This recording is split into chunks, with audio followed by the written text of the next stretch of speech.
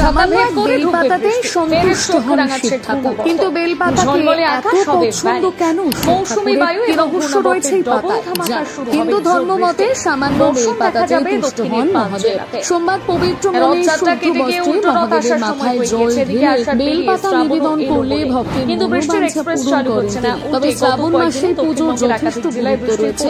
এই বছর শ্রাবণ মাসে আবার 4টি নয় 5টি সোমবার পড়েছে। শ্রাবণ মাস শুরু হওয়ার সঙ্গে সঙ্গে সমস্ত ভক্তরা প্রতিদিন সকালে ঘুম থেকে উঠে স্নান সেরে শিবলিঙ্গে বেলপাতা দিয়ে জলাভিষেক ও রুদ্রাভিষেক করে ভগবান শিবের পুজো করেন। কিন্তু কেন বেলপাতা দিয়ে পুজো করা হয় মহাদেবকে? সম্প্রতি আলিপুর আবহাওয়াবিদদের তরফ থেকে বিল্বপত্র ভগবান শিবের খুব প্রিয়। কথিত আছে যে এই পাতা শিবের মনকে শান্তিতে রাখে এবং মনের শান্তি দেয়। বিল্বপত্র বা বেলপাতা ছাড়া দেবাদিদেব মহাদেবের পুজো অসম্পূর্ণ বলে মনে করা হয়। ধর্মীয় বিশ্বাস অনুসারে শিবকে বেলপাতা নিবেদন করলে তিনি প্রসন্ন হন।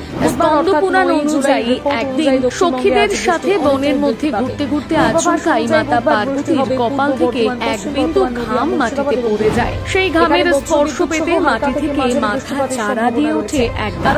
সেই গাছের 3টি পাতা দেখতে অনেকটা মহাদেবের ত্রিশূলের মতো। তখন সখীদের অনুরোধে মাতা পার্বতী গাছের নাম দেন বিল্ব গাছ বা বেলপাতা। পুরাণ মতে এই গাছের মূলে দেবী গিরিজা বিরাজ করেন।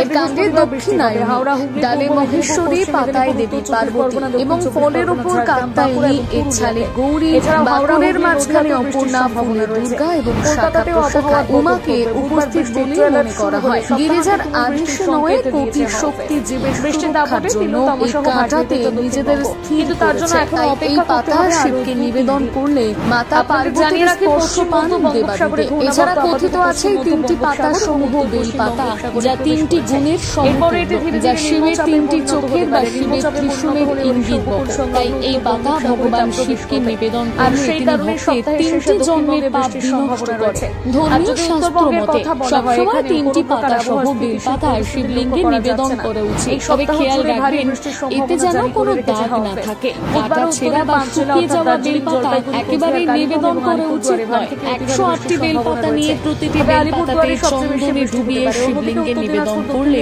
সন্তুষ্ট হন দেবাদিদেব। এছাড়াও বাড়িতে এই গাছ বসালে ভগবান শিবের আশীর্বাদ পান ভক্তরা। সম্ভাবনা রয়েছে। এছাড়াও পাহাড়ি এলাকায় ধস নামার আশঙ্কা জারি করেছে হাওয়া অফিস। তবে কতদিনে এখানে মৌসুমী বায়ু ক্ষান্ত হবে তা স্পষ্ট বলা যাচ্ছে না। ছাতা ভেদ করে ঢুকবে বৃষ্টি, ফের চোখ রাঙাচ্ছে ঘূর্ণাবর্ত। ঝলমলে আকাশ হবে ভ্যানিশ। মৌসুমী বায়ু এবং ঘূর্ণাবর্তের ডবল ধামাকা শুরু হবে জোর বৃষ্টি।